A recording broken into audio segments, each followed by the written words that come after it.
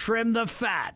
In addition to generating revenue through tax hikes, that's what the government of Guam says it'll have to do to keep its head above water. Where to cut, though? Well, nobody thought public safety would be on the chopping block first, but that's exactly what happened when police and fire chiefs, at the direction of the administration, closed 2 fire stations and the Adelip precinct. Many called it a political move to force senators to pass the governor's tax increase bill. GFD Acting Chief Joey San Nicolas jeopardizing lives by shutting down the Estumbo and PD fire stations to save $2.7 million in overtime. Ironically, that's about how much the administration pays its senior staff of 7 and 21 special assistants. Taxpayers footing the bill to the tune of $2.8 million for these unclassified political hires. The average compensation package for each of them in salary and benefits, $98,436 per year. And Adelip says they're worth every penny. If you want people of a certain caliber to be able to provide this level of work, this amount of work, they should be compensated, appropriately. That's how the private sector does it. That's how the federal government does it.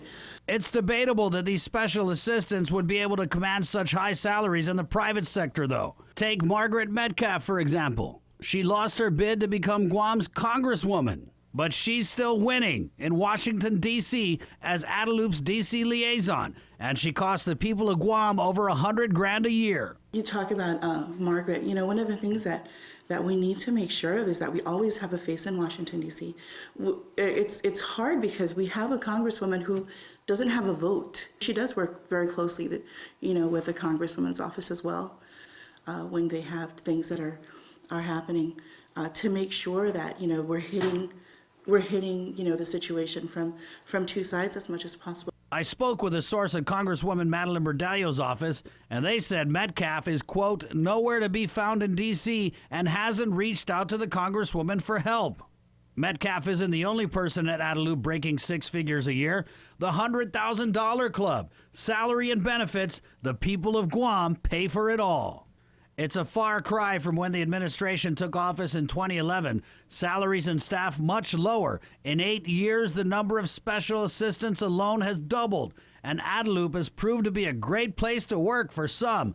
Deputy Chief of Staff Rose Ramsey started at $79,000 a year in 2011.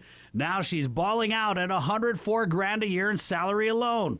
Back in 2011, Governor Calvo didn't need a legal opinion from the AG or a bill to cut his senior staff's pay, which he did, saying the savings would go towards paying tax refunds. Fast forward to 2018, and Adelip says although fire and police stations were closed, salary cuts to political hires still being discussed. Definitely that's on the table. We've never shied away from the fact that we're going to have to do it if we have to. Now, who assists the special assistants? A total of 55 unclassified staff assistants in the administration. Total yearly compensation on average for each of them, $58,000 a year, costing taxpayers $3.2 million. We should compensate people for the work that they're expected, for the work and the responsibility that they're expected to carry out. So not necessarily on their qualifications or experience? That should absolutely come into play. The amount of work that is required of us up here. I mean, let me just to give you an example, like during typhoons and stuff, right? We're working nonstop around the clock, and it's something that's just expected of you to do.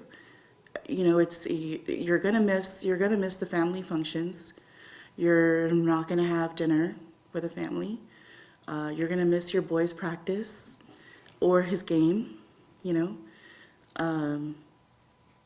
and you do sort of, there's a, I don't know, just a level of expectation for the work we do. And I know that, I can speak to myself and the people who work with me, here at Adelip.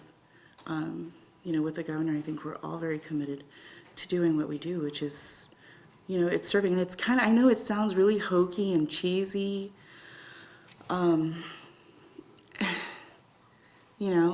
but it's true.